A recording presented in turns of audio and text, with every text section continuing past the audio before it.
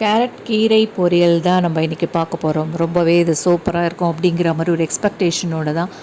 Carrot கொஞ்சமாக கிடச்சிது, அதில் பேக்கில் வந்து கீரைகள் இருக்கும் இல்லையா, அதெல்லாம் எதுக்கு வேஸ்ட் பண்ணுவானே, அதையும் ட்ரை பண்ணலாம் அப்படின்னு சொல்லிட்டு சின்ன சின்னதாக அந்த மாதிரி பொடி பொடியாக நம்ம நறுக்கி மைக்ரோவேவ் தான் பண்ண போகிறோம்.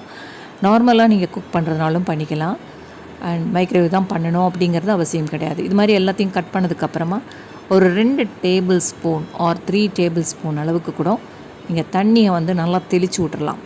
அது மண்டை மேலே தெளிச்சுட்டு அதுக்கப்புறம் கொண்டு போய் மைக்ரோவேவில் வச்சுட்டு அதுக்கப்புறம் நம்ம மூடிட்டு இது வந்து 900 வாட்ஸ்னால் நான் ஒரு 4 மினிட்ஸ்க்கு டைம் செட் பண்ணுறேன்.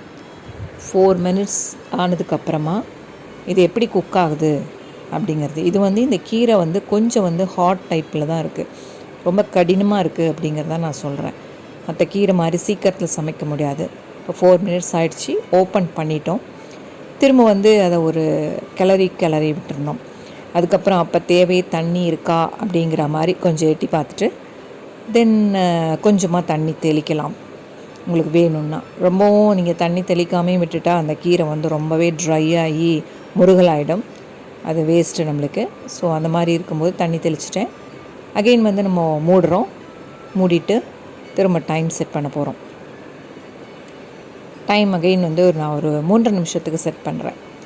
கீரையெல்லாம் வந்து ஓப்பனில் தான் சமைக்கணும், மூடி வச்சு சமைக்கக்கூடாது. இது டேரக்ட் குக்கிங்காக இருந்தாலும் சரி, மைக்ரோவேவ் குக்கிங்காக இருந்தாலும் சரி. அதுக்கப்புறம் இப்போது நான் ஓப்பன் பண்ணிட்டேன். இப்போ திரும்பவும் கிளறி விட்டுட்டேன்.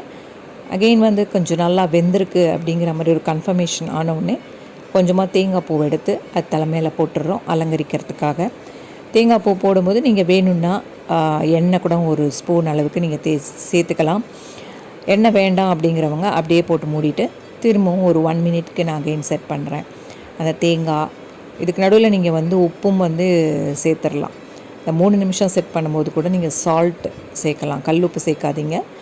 இப்போ வந்து கீரை பொரியல் ரெடி ஆகிடுச்சு. ஆனால் இது கொஞ்சம் டேஸ்ட் வந்து இன்னும் கொஞ்சம் தூக்கி கொடுக்கணும்னா கொஞ்சமாக துவரம்பருப்பை, நம்ம வேக வச்ச துவரம்பருப்பை அதில் ஒரு டேபிள் ஸ்பூன் அளவுக்கு போட்டுட்டு மிக்ஸ் பண்ணிடுறேன். என்னடா இவ்வளோண்டு பருப்பு சேர்க்குறா அப்படிங்கிற மாதிரி நினைக்காதீங்க. ஏன்னா ரொம்ப பருப்பு சேர்த்தா கீரையோட டேஸ்ட்டே தெரியாது. இது வந்து கொஞ்சமாக சேர்க்கும்போது அந்த கீரை எப்படி இருக்குது அப்படிங்கிற ஒரு டேஸ்ட் தெரியும். ஸோ ரொம்பவே அருமையாக இருந்தது. இது நீங்களும் செஞ்சு பாருங்கள். ஸோ ரொம்ப அருமையாக இருக்குது. அது எப்படின்னா கேரட் எப்படி நம்ம பச்சை கேரட் எப்படி சாப்பிடும்போது ஒரு டேஸ்ட் இருக்குமோ அதே டேஸ்ட்டு தான் இருக்குது. ஸோ நீங்களும் ட்ரை பண்ணி பாருங்கள். இதில் விட்டமின் கே வந்து ஹையஸ்ட்னு சொல்லியிருக்காங்க.